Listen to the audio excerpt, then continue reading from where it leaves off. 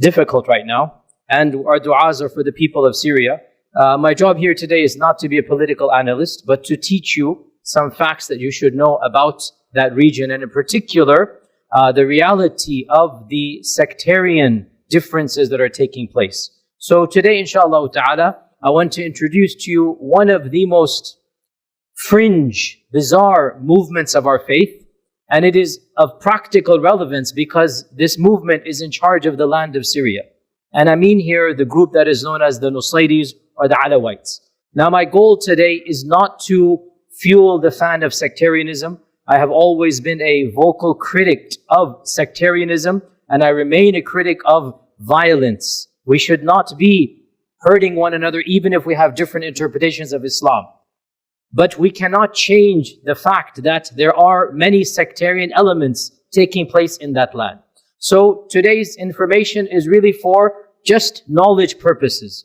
As for actual, sectarian warfare going on, I have always been opposed to this. But the fact of the matter is, when you bring in sectarian politics and when you have people being killed, it is understandable they're going to stand up and defend themselves, right? So with this disclaimer, today's topic is going to be about who is this group? What is this group that call themselves the Alawites, the Nusayris? We begin with a brief introduction. We're talking about one of the strands of Shi'i Islam. Now, Shi'ism is a very complex and very nuanced spectrum. It begins from something very close to Sunnism and it works its way all the way out to the fringe. And the movement that is closest to Sunnism is, for example, Zaydism. This is the very closest movement. And Zaydis are in Yemen, and Zaydis are in that awkward spectrum where the Shia consider them Sunni and the Sunni consider them Shia. I'm not joking. Zaydis are smack in the middle. The Sunnis consider them to be the beginning of Shi'ism. And the other Shia say, no, you're the end of Sunnism. So they're in that middle. We'll talk about Zaydism maybe another day. The next movement after Zaydism is the famous largest group of Shi'ism called Twelver or Imami Shia. And these are the ones that believe in 12 Imams. These are the ones that are predominant in Iran and other places. And this is the largest demographics of Shi'i Islam. Zaydis are very small, less than 5-10% of Shi'ism. 12er Shi'ism is probably 80% of Shi'ism. You move on one more, and then you get Ismailism. And Ismailism is probably another 7-8% of Shi'ism. So Ismailism is another strand called Seveners, and for the Indian Pakistanis, you know them as the Bohra or the Aga Khanis, Nizaris. For the Arabs, there's a Duruz strand, very, very small strand. All of this is Ismailism. Then you move to the other. Now we're talking about the most fringe. That's our topic for today. And this movement actually goes back to an ancient movement called the Ghulat movement. The Ghulat are literally extremists. Now, I'm not using this term. The term Ghulat is used by both Sunni scholars and 12er Shi'i scholars. This is the key point here. The term Ghulat al-Shia is not something I am inventing in this year. The term Ghulat al-Shia goes back to the first books ever written about Islamic theology from both Sunnis and from Shia, 12er Shia, Imami Shia. The Imami Shias, for example, one of their great scholars, An-Nawbakhti, and also Al-Qummi and others, they have Firaq al-Shia, they have an entire book about Tashayyur. And they have a category called Ghulat, the extremists. They call this group the Ghulat. This isn't coming from me. We also call them the Ghulat. What is the main distinction between the Imamis and the Ghulat? The Imamis, the 12ers, and for the record, I have said this very clearly, I don't agree with their theology, but I also don't agree with the notion that we all consider them to be kuffar. No, they are Muslims with creeds that we believe are heretic or deviant. Bid'ah we call them, right? But they are within the fold of Islam as a default. And I am public about this and I will defend this. If anybody wants, we can talk about this. As a default, we're not talking about specifics if they have a bizarre ideology, a particular person. As a default, Imamis, 12ers are within Islam. And I have always been against any type of violence or sectarianism between our two strands. The Imamis consider this strand to be ghulat. What is the distinction? Imamis say that Allah subhanahu wa ta'ala wanted Ali radiallahu anhu to be the Khalifa after the Prophet sallallahu alaihi wasallam and his descendants. This is their belief. The ghulat go more than this. The Ghulat say that aspects of divinity are in the Imams. This is the distinction between the Imamis and the Ghulats. The Imamis do not claim divinity at all. They do not say that our Imams are manifestations of God. They don't say this. As for the Ghulat, which is the most extreme sect or strand of Shi'ism, from the beginning, and this goes back all the way to the 1st century of the Hijrah, there was a movement within Iraq, within Kufa, called the Kaysanis, and the Kaysanis are the first movement of the Ghulat. And they literally said that Ali radiallahu anh is a manifestation of God on earth. And the Imamis themselves said, no, we're not going there. We don't agree with you. That is called the Ghulat. Now, make a long story short, the only Ghulat sect that remains in our times is the sect we're talking about today, and that is the Nusayris. What is the main characteristic of the Ghulat sect? Number one, we'll mention 3 things. Number one, all of the Ghulat sects, they claim that the Imams have aspects of divinity, or they are manifesting Allah on earth, or they are Allah on earth. One of these things. All of the Ghulat sects. There's something of divinity in the Imams. Number 2, they say that the ruh of the human does not go back to Allah and become resurrected. There is no heaven and hell. Rather, the ruh transfers to another body like the Hindus believe, like the Buddhists believe. This is called tanasukh al-arwah. It is called the transmigration of the soul. So the Ghulat movements do not believe in Qiyamah. They do not believe in Jannah and Nar. They think if you're good, the ruh goes to a higher body, and if you're bad, it'll go to a lower body. And if you're really good, eventually it will free itself from this world and reunite with Allah, which is essentially straight out of Hinduism and the Far Eastern religions. And by the way, the Ghulat movements, including the Nusayris, the Ghulat movements, they are combinations of Islam and non-Muslim religions. For example, Christianity, we'll see that today, Gnosticism, Manichaeism, Zoroastrianism. You have aspects of other faith traditions in the Ghulat movement. So number 2, they don't believe in heaven and hell. They believe in ruh going from body to the body. And number 3, none of the Ghulat movements follow the physical laws of the Sharia. They interpret the Sharia to be in a mystical manner. There is no salah, there is no zakah, there is no siyam, there is no hajj, there is no tilawat al-Quran, there is no ibadah that we recognize. So the Ghulat do not have any aspects of our ibadah. Now, as I said, the Ghulat were many movements. In our times, the main movement that remains from that is the Nusayris. It is the Alawis. Now, firstly, a terminology. Nusayri or Alawi. For 1,360 or 50 years, they were only called the Nusayris. That was the movement's name. There was no other name. In 1920, one of their intellectual leaders, a pan-Arab socialist nationalist, a very famous person, Ghalib al-Tawil, he wanted to bring the Nusayri movement closer to mainstream Islam, at least sociologically, not theologically. He wanted to make other Muslims consider his strand to be similar to Islam. So he started calling his own movement Alawi. We are followers of Ali. We have things to do with Ali. We are Alawi. We are people of Ali. So the term Alawi only goes back 100 years, literally 1920. Before this time, the term Alawi did not exist. And the movement adopted the term Alawi so that the notion is they are Alawi, followers of Ali. There's an Alawi association with us, right? There's a Sufi tariqah called the Ba'alawi order, which is a mainstream Sunni tariqah, Sufi tariqah. So the Alawi is a term that is common in Muslim circular. So they adopted it. Why? To make this notion that we are similar to everybody else. So we actually use the term Nusayri because that's the classical term. Where did the term Nusayri come from? Now, and how many are they? The Nusayris are probably around 1.7 million, 1.6 million. And the majority of them are in Syria, a smaller amount in Turkey and in Lebanon. But the majority of them are not only in Syria, but in one province of Sham of Syria, which is the coastal region of Latakia. This is the coastal region of Syria. And that region is 70% Alawi. That is a concentration in that one small, province. This is where the majority of Alawis are. And we're going to come later on to the fact that 50 years ago, 60 years ago, one of their military members, Hafiz al-Assad, overthrew the government and took charge. And so he instituted the entire government to be from his own tribes and his own background. Currently, the Syrian regime is around 75% Alawi. The bureaucrats, the politicians, the generals, the military. So even though in the country, they're less than 10%. In the military and the politics, they're 75%.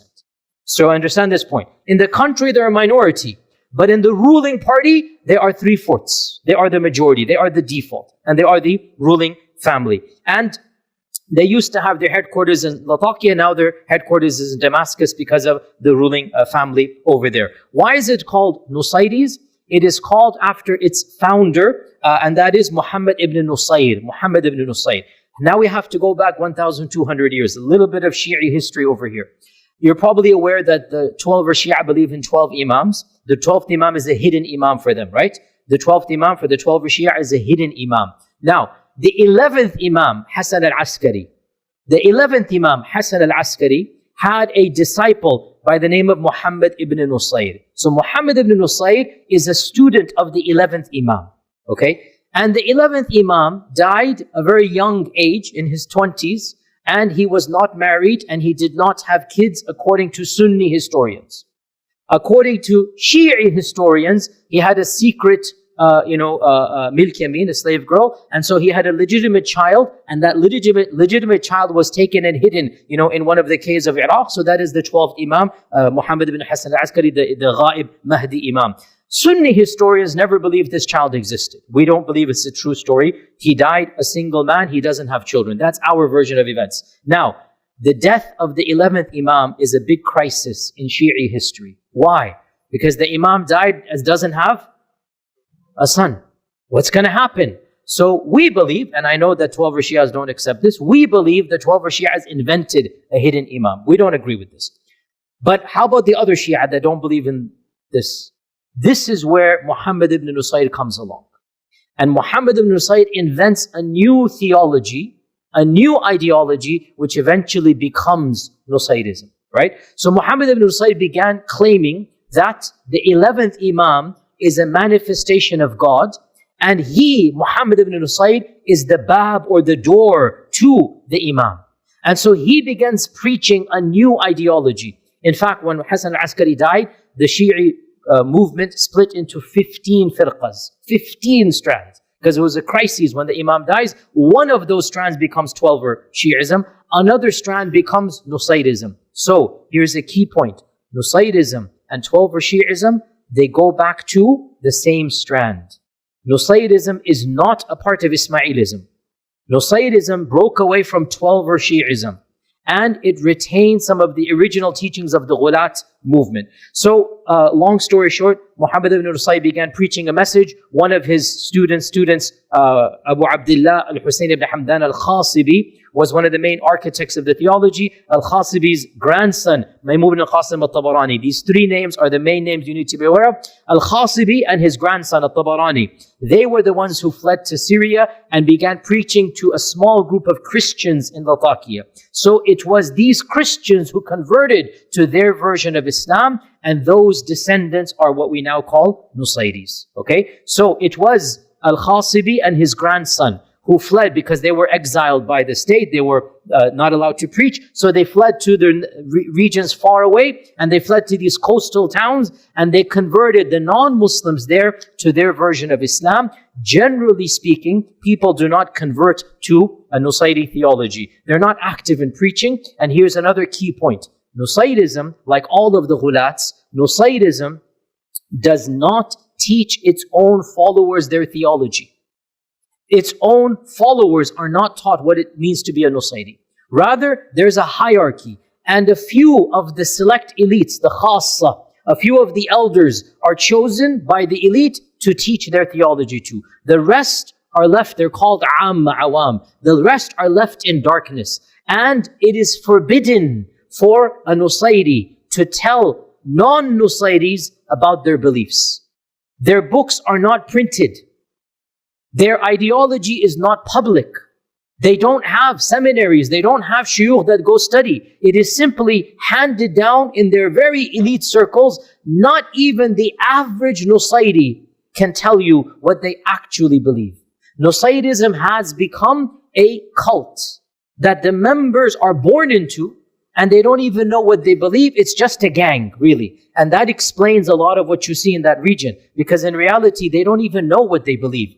And it's only been recent where non-Muslims who are intrigued, they've tried their best to uncover their books, they've tried their best to find their manuscripts, and modern, the Western Academy has actually done a great amount of research in what they actually believe. But the problem comes, what they believe is only amongst the khassatul khassa, they're elite.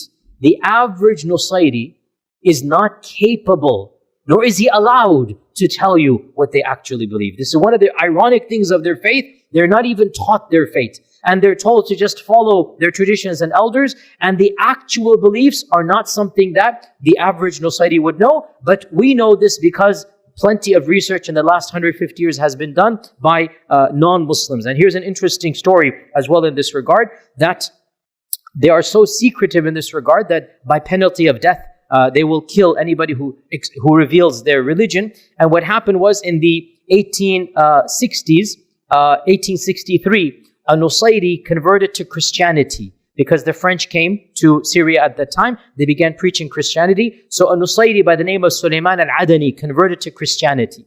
And he fled from his region. And he took some of the books. He was one of the elders, one of the khassa. He took some of the books and he wrote an exposition of the Nusayris. He exposed the Nusayris. And this book is called Al-Baqura Al-Sulaymaniya. Al-Baqura Al-Sulaymaniya. Actually, I have a copy of this and I approved this book. It's a difficult book to acquire, but it is available if you search for it. So it is called Al-Baqura Al-Sulaymaniya. This is in 1863. He wrote this book. And he describes his own experiences, his own beliefs. He describes his own rituals in which he participated in. And he was one of the first people 130 years ago to expose the reality of what Nusayris believe. And he mentioned that as a part of their salah, they drink wine. Their rituals, they drink wine, which is a Christian notion. They believe the blood of Hussein is in that wine, just like Christians believe the blood of Jesus. Literally, you see Christianity over here. As a part of their ibadah, they're drinking cups of wine. And he mentioned as well that they believe in the divinity of Ali and other things of this nature. The Nusayris convinced him to come back on some family issue and whatnot. They convinced him to come back. He came back to that land and they literally pounced on him, cut him up, burnt him alive to make an example that you don't dare expose our secrets to other people. There's a famous incident that took place where he was literally coaxed and tricked to come back and they executed him. Now, what is some of their beliefs? What are some of their beliefs? So we said already the name Nusayri goes back to Muhammad ibn Nusayr. What are some of their beliefs? I'm sorry, I'm going to really confuse you guys because the beliefs are not simple for us to understand. They are Gnostic, they are Manichaean, they are Zoroastrian, they are not Islamic. And you have notions of Christianity. So one of the things they believe, Trinity. They believe in a Trinity. They believe in three manifestations of God. And they call it Al-Ma'na, Al-Ism, and Al-Bab. Sorry to confuse you, this is the reality. Al-Ma'na, Al-Ism, and Al-Bab. And they believe Al-Ma'na is the original, Al-Ism is the manifestation, and Al-Bab is the door to get to both of them. And in this case, Al-Ma'na, which is the original, is, now listen to this carefully, is how Allah manifests Himself on earth. Allah shows Himself through the ma'na. And the ma'na chooses the ism, and the ism and the ma'na both then have created the bab. So the ma'na and the ism are both uncreated, like the Father and the Son. The ma'na and the ism are somehow both divine. So there is this type of trinity over here in this regard. And every generation has this type of trinity. They believe in the repetition of history over and over again. So in the time of Adam and Seth and others were there. In the time of Yusha, in the time of Musa, in the time of Isa, and then in the time of the Prophet ﷺ. Now we have the same trinity here. And here is where it gets completely ghulat. The ma'na, according to them, is Ali, the original. The ism is Muhammad ﷺ, and the bab is Salman al-Farisi. So it is as if the ma'na chose the ism To be very simplistic, Ali radiallahu anh, according to them, is a manifestation of Allah. He chose the ism, the Prophet ﷺ, and the both of them then created the Bab, Salman al-Farisi. This is their trinity in this issue. Now, once again, the point being, simplistically, we say they're saying Ali is God. And perhaps that is the belief of many of the awam. But technically, and I'm trying to be technical because I don't believe in stereotyping, technically what they say is that the body of Ali has personified the reality of God on earth. They don't say, at least they're scholars, they don't say that Ali is walking God. They say Allah tajalla fi surati Ali, right? That Allah has manifested Himself in the form of Ali radiallahu anhu, right? And one of them says, I'm sorry, this is all kufr here, but I have to teach you this. I'm not naqiru kufr laysa bi kafir. I just remember this point, okay? I'm just teaching you what they say. And so they say, and because again, for the record, obviously, I'm not sectarian at all, and I try my best to bring all the groups, at least within Islam, but some groups we draw the line. So if I wasn't clear enough, obviously this group is outside the fold of Islam. There can be no two opinions about this, right? When you believe that Allah manifests Himself in Surah Ali, you have left the fold of Islam. So there's no issue to say this, that these people are not within the fold of Islam, they're outside our kalima. But we need to know who they are. So they say that, and I quote from their books here, and again, I try to be very academic here. So they say, it is not Him, meaning Allah is not Ali, but Allah is not other than Ali either. And in Arabic, لا هي هو ولا هو غيره. Okay? Again, this is their mystical interpretation, right? لا هي, يعني surah to Ali. لا هي هو, the surah of Ali is not God. And yet the surah of Ali is also not God. I.e., we don't affirm He's God, but we don't negate He's God either. Okay, this is their technical language that they say.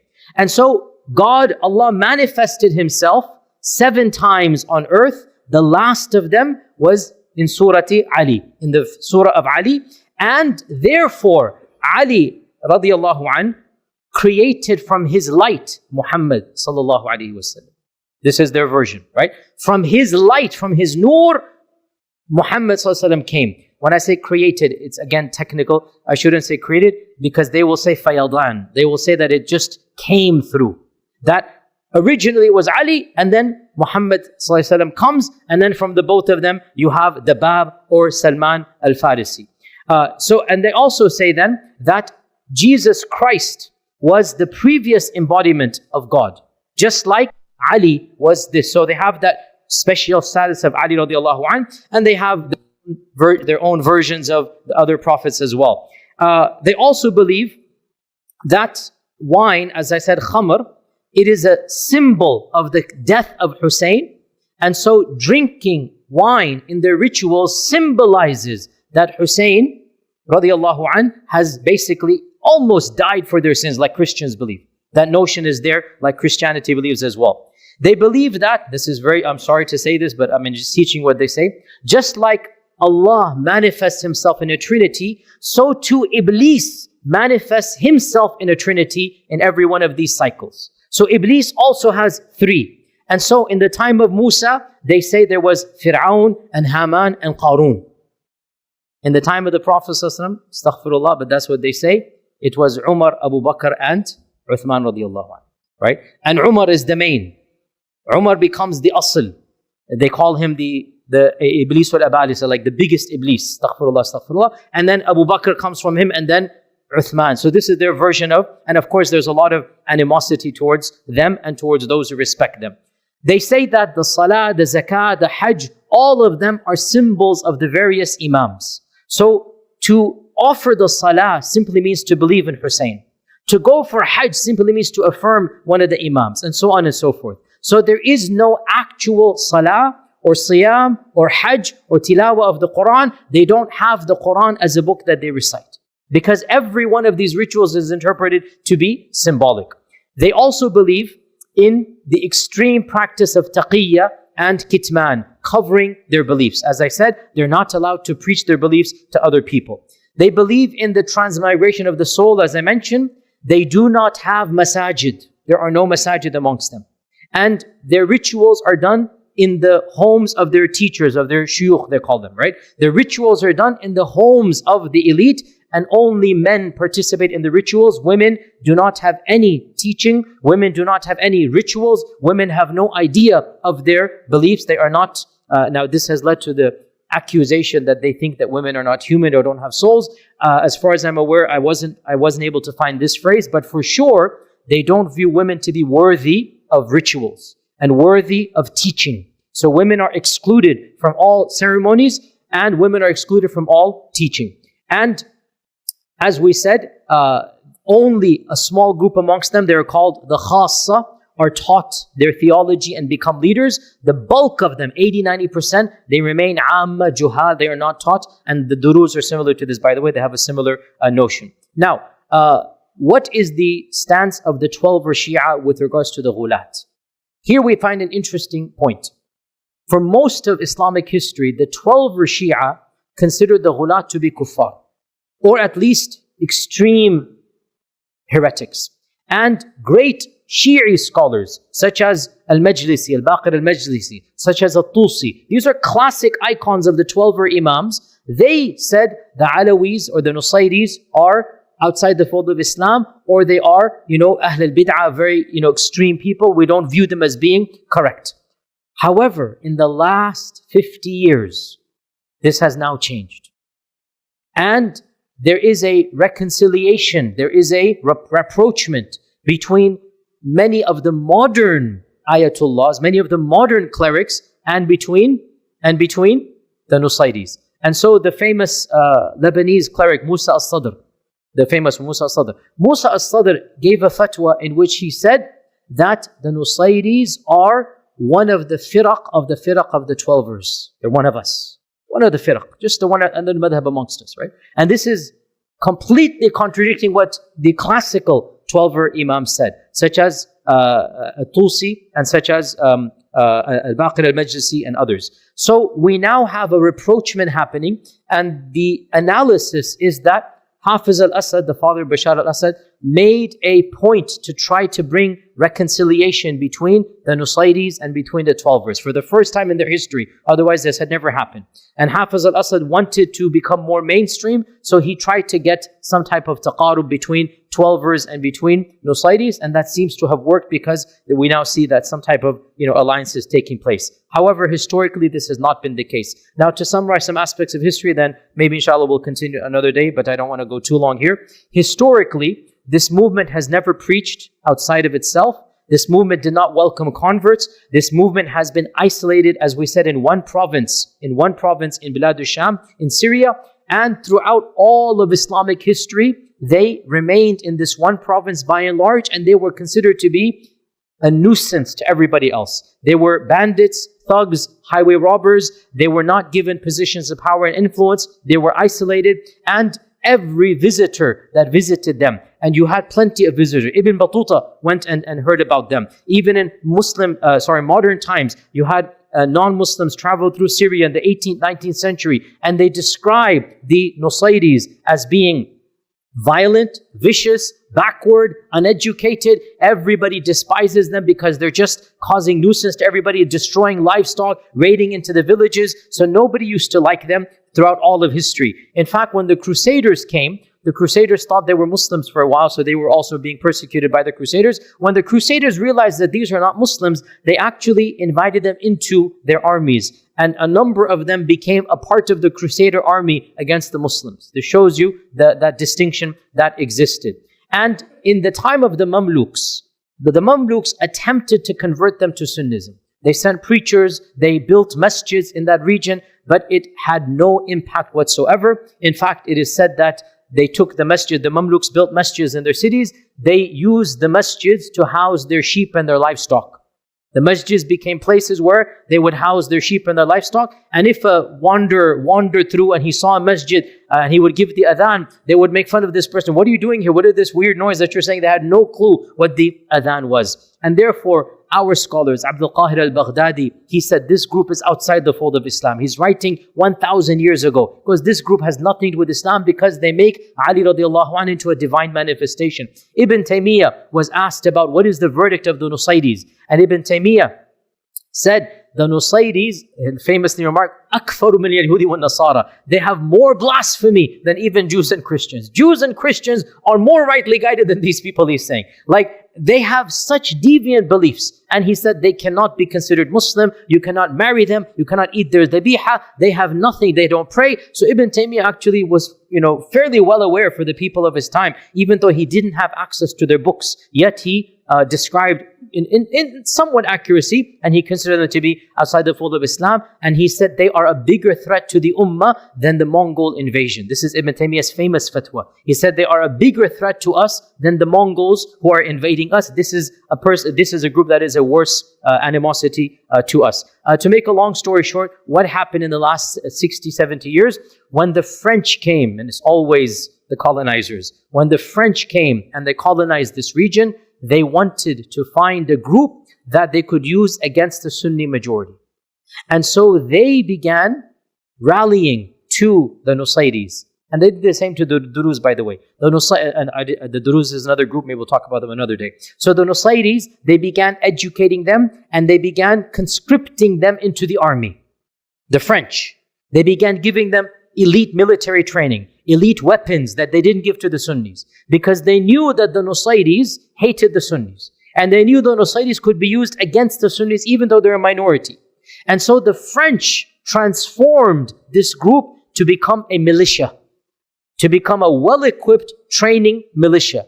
Thus, when World War II finished, who had the weapons, who had the training, who had the army, it was the Nusayris. Long story short, they were the ones who then overthrew the ruling parties, and one amongst them, a young lieutenant by the name of Hafiz al-Assad, he was a part of the overthrowing group in the 60s, and then he did a coup amongst his own group, and he overthrew his own friends in 1970, and in 1970 he declared himself to be the leader and the president, and this was a shock because they're a minority, and they were a despised minority. But in 1970, he declared himself to be the ruler of Syria, and he was a very brutal, all the Syrians know this, all the people know this, he was a very brutal dictator, did not allow any type of dissent, a very secret military police force, and in his reign, his group, the Nusayris, were given the dominance in the land, and then of course his son has taken over, as you're aware, and now we have this reality going on here. So to conclude, the Nusayris are the most extremist Shiite interpretation in all of human history. There's nothing beyond them. They are the most extreme. And I don't like to say this, but there's no way to say this. Really, the fact of the matter, we have to draw lines. And this group is outside those lines. There's just no way else to say this, right? Even if we don't want to preach violence, that's a separate thing altogether. We have to speak factually. Once you say that God manifests himself in a human being, khalas, there is no kalima. There is once you have no salah, no zakah, no hajj, no Quran, what do you have left, right? So yes, we have to draw lines, as I said multiple times, and so this group is beyond those lines. And even if we consider them outside the fold, had they remained in their province and done what they've done, we would not want to hurt them, and they don't want to hurt us. But unfortunately, what has happened is this movement has been violent, this group has been tyrannical, this group has destroyed its own country, and so what has happened is happened, and that's a political analysis beyond the scope. My goal today was to explain to you who this group are and what they believe, and we ask Allah subhanahu wa ta'ala to protect the brothers and sisters that we have in Syria, our Sunni brethren there. We ask Allah subhanahu wa ta'ala to allow tyranny to be overthrown, to justice to prevail, and to protect all the innocent lives of that region. Jazakumullahu khair. Wassalamu alaikum wa rahmatullahi wa barakatuh.